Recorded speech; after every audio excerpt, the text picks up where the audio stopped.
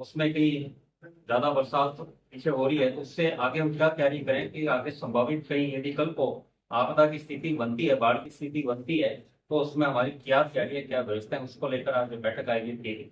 समस्त अधिकारियों के साथ बैठक आयोजित की गई और जिले में जो जो तैयारी है, चाहे एनडीआरएफ हो, चाहे एसडीआरएफ हो, चाहे जिला प्रशासन हो, और विशेष जो बताया कि 46 ग्राम पंचायतों हैं जहाँ पर जो इसके नजदीकी क्षेत्र में गदर के एरिया के नजदीक में और लगभग 70 गाँव है, उसमें प्रशासन की पूरी तैयारी की जा सकी और समस्त तरह से न सिर्फ अधिकारियों की प्रत्येक क्षेत्र में जैसे 15 एएम की ड्यूटी के साथ टीमें यहाँ बनाई गई है, उसमें 5-5 सदस्यों की टीम है और साथ में सामाजिक संस्थाओं, धार्मिक संस्थाओं, संगठनों से वो भी उनसे कोऑर्डिनेशन करती है कि कल को आपदा की स्थिति आती है तो उसमें उनका सहयोग भी मिले, ताकि सब मिलकर हम ये प्रयास करें कि यहाँ पर हमारे जो ऊपर पंजाब हरियाणा साइड बरसात से जो पानी आ रहा है उससे यहाँ पर हमारे क्षेत्र को नुकसान ना हो, ना सिर्फ मानव जीवन को न बल्कि पशुधन को, और साथ में हमारे जो भी सामान है उसका ज्यादा से ज्यादा बचाव हो सके, उसकी तैयारी के लिए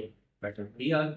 और मैं जिला प्रशासन और समाज जनप्रतिनिधियों के साथ बैठक हुई थी, सभी सुझाव भी लिए गए कि हम क्या क्या अच्छा कर सकते हैं, सभी जनप्रतिनिधियों ने भी सुझाव दी और उस पर एक एसओपी बनाकर उस तरह। और हमने एक बात और रखी कि जो इस बार जो तैयारी की जा सके प्रशासन द्वारा, उसको एक तरह से एसओपी यहाँ पर हमेशा सदैव की तरह रखा जाए, ताकि हमेशा जब भी ऐसी स्थिति हो तो वो हमेशा काम आ सके। और साथ में लाइफ जैकेट्स भी इन्होंने जिला प्रशासन और ले रहे हैं, क्योंकि गदर की हर बार अपन एक 4-2-3 साल में ऐसी समस्या आने लगी है पानी के ज्यादा से, तो उसका हम हर तरह से तैयार हैं, आने वाले समय भी तैयार हैं, उसके हिसाब से बैठक आयोजित की गई।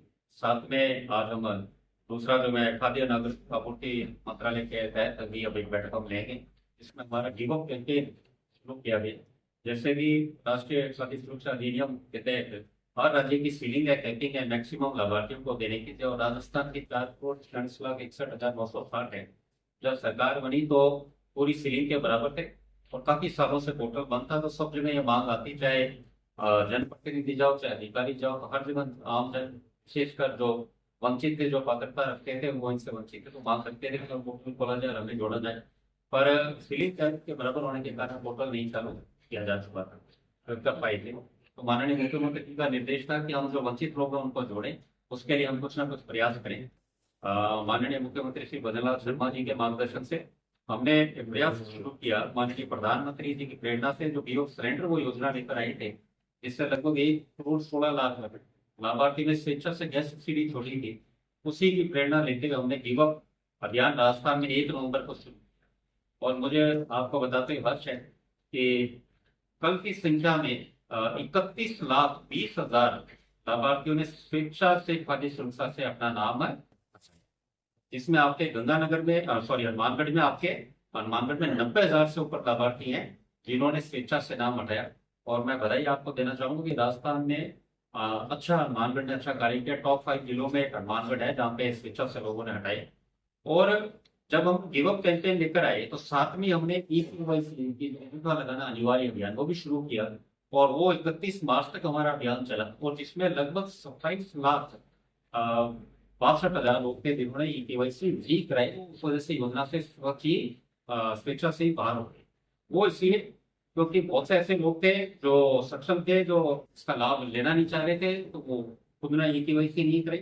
तो कुल मिलाकर 31,20,000 युवक और 27,60,000 ई-केवाईसी नहीं कराने थे। लगभग हमें 58,5 लाख के आसपास जो रिक्त स्थान रहे। तो जब ये युवक कैंपेन चल रहा था, ई-केवाईसी चल रहा था, तो माननीय मुख्यमंत्री जी ने 26 जनवरी से पोर्टल चालू करने का निर्देश दिया और 26 जनवरी से जो पोर्टल चालू हुआ उसमें लगातार लाभार्थी जोड़े जा रहे और आज दिनांक तक राजस्थान में 60 लाख से ज्यादा लाभार्थी हम इस योजना से जोड़, जिसमें आपके हनुमानगढ़ में भी 88,000 के आसपास लाभार्थी रहे।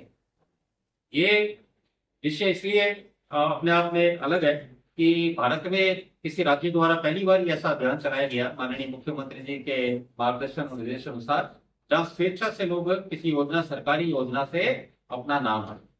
इसमें न सिर्फ वो फॉर्म भर सकता है बल्कि मित्र पे जा सकता है, बल्कि घर बैठे भी अपना मोबाइल से वीवो हमारी वेबसाइट पे जाकर, साइट पे जाकर वीवो पर कर सकता है। और जब हमने नए नाम जोड़ने शुरू किए तो इस बार हमने कुछ बदलाव लाए। एक तो सबसे पहला महत्वपूर्ण बदलाव ये लाए कि जैसे जिला कलेक्टर महोदय रात्रि चौपाल करते थे, जन सुनवाई करते थे, तो उनके पास नाम जोड़ने के लिए लोग आते पर वो जोड़ नहीं पाते थे, जो उनके पास कोई अधिकार नहीं था। हमने सबसे पहले जिला कलेक्टर को भी पावर दिया, अधिकृत किया कि वो भी नाम जोड़ सकते हैं। और दूसरा कि जो नए नाम जिन्होंने आवेदन किए, पहले सीधे एसडीएम साहब कर देते थे, उसको बदलाव करते हुए एसडीएम ई मित्र पे अपनी या अपने मोबाइल पे अपना फॉर्म भरता है। मोबाइल पे भी फॉर्म भरना इतना आसान है। मैं एक दिन बैठा तो एक गांव का लड़का मुझे, मैं जब जिलों में गया तो बोला कि साहब इतना इजी है फॉर्म भरना। कहीं ने कहा कि साहब फॉर्म ई मित्र पे जाना पड़ता है। तो एक गांव का युवक था, कब पढ़ा लिखा था, उसने कहा साहब खुद का फॉर्म भरना इतना आसान है जैसे इंस्टाग्राम पर रील बनाता है उससे ज्यादा आसान फॉर्म भरना है। तो ये इस तरह के नवयुवक जागृत युवक ने मिलकर फॉर्म भरे। ई मित्र स्वेच्छा से कि वो एसडीएम साहब के पास जाता, कि वो जाता वीडियो साहब के पास। सेकंड स्टेज में, थर्ड स्टेज पे कमेटी ने, जहाँ ग्राम सेवक पटवारी और बीएलओ उस कमेटी को साइन करती है, तब वो वापिस आता है, तब जाके वो फॉर्म अप्रूव होता है। तो इसका मैसेज ये गया कि काफी हद तक हम दावे साहब कह सकते हैं, इस बार जो राजस्थान में 60 लाख लाभार्थी नहीं जुड़े, वो काफी हद तक जो वास्तव में जो पात्रता रखने वाले लोग हैं जुड़े। और सिर्फ इस योजना का उद्देश्य, आमजन ये सोचता है कि 5 किलो गेहूं, माननीय प्रधानमंत्री गरीब कल्याण योजना के माध्यम से 5 किलो गेहूं मिलता है, वो तो एक लाभ है। बल्कि ये हमारी 4-in-1 स्कीम है नई लाभार्थियों के लिए और जो वर्तमान लाभार्थी हैं उनके लिए भी। कि पहला तो प्रधानमंत्री गरीब कल्याण योजना से 5 किलो गेहूं, दूसरा माननीय मुख्यमंत्री जी द्वारा मुख्यमंत्री रसोई गैस सिलेंडर सब्सिडी योजना शुरू की गई, जिसमें हमने 12 सिलेंडर सब्सिडी में 450 रुपए में। तीसरा, मुख्यमंत्री आरोग्य आयुष्मान योजना के तहत उसे चिकित्सा का लाभ, ये बहुत बड़ा लाभ है। और ये मानते हैं कि गेहूं की दाम है उससे ज्यादा ये इस योजना का महत्व ये इसलिए क्योंकि वो व्यक्ति, बड़े हम देखते हैं गांव के अंतिम छोर में बैठने वाले ऐसे व्यक्ति उससे जो जुड़े, जिनको कोई नहीं पूछता था, वो ऐसे लोग थे जो इस योजना में ज्यादा से ज्यादा जुड़े, तो उनको इसमें चिकित्सा लाभ मिलेगा। उसकी तो हम कल्पना नहीं कर सकते कितना लाभ उनको मिलेगा। और चौथा, मुख्यमंत्री सुरक्षा दुर्घटना बीमा योजना, जिसमें 5 लाख की राशि, कल को अकस्मात को दुर्घटना में उसकी मृत्यु होती है तो 5 लाख की राशि दुर्घटना बीमा योजना में मिलती है। आज हम उस दिशा में जा रहे हैं जहाँ राजस्थान में लगातार युवक शानदार हो रहे हैं। और हमें उम्मीद है कि आने वाले समय में अगले 3-4 महीनों में 45 लाख 50 लाख तक ये आंकड़ा जाएगा। क्योंकि इसे 1 नवंबर से जब हमने शुरू किया, अभी तक तो स्वेच्छा से प्रेरित कर रहे थे, पर अब हमारे विभाग ने थोड़े नोटिस जाने और कड़े निर्णय लेने शुरू करें, ताकि जो लोग सक्षम है, जैसे इनकम टैक्स रिटर्न दे रहे हैं, हमारे पास इनकम टैक्स का डाटा आ गया। आज भी चूरू में कल निकाले उन्होंने, बहुत से ऐसे लोग हैं जो 25-25 लाख की इनकम साल की है और खाद्य सुरक्षा का लाभ दे रहे हैं। ऐसे लोग हैं जो जिनका 4 व्हीलर गाड़ी है, इसमें हमने ट्रैक्टर और जो स्वरोजगार के लिए अपना व्यवसाय जीवन यापन के लिए चलता है उसको हमने छूट दी। ये हमने छूट हमें इसमें दी ताकि उनके परेशानी नहीं हो। और जिसमें अपने 4 व्हीलर, और तीसरा आप ये देखिए कि 50,000 से ऊपर लाइट के बिल सालाना है। और एक हनुमानगढ़ जिले में, जैसे मैं कहना चाहूंगा कि यहाँ बहुत से ऐसे किसान साथी हैं, यहाँ एमएसपी में हमने 2575 रुपए प्रति क्विंटल में गेहूं खरीदा। हनुमानगढ़ में पिछले साल 21.5 लाख मीट्रिक टन गेहूं खरीदा। काफी अच्छा चल रहा है। हनुमानगढ़ का भी शायद 6 या 7 लाख मीट्रिक टन। बहुत अच्छा, सरकार ने माननीय मुख्यमंत्री ने 150 रुपए बोनस दिया था। देश में सर्वाधिक भाव यदि किसान को मिल रहे थे तो अपने हनुमानगढ़ में, राजस्थान में मिल रहे थे।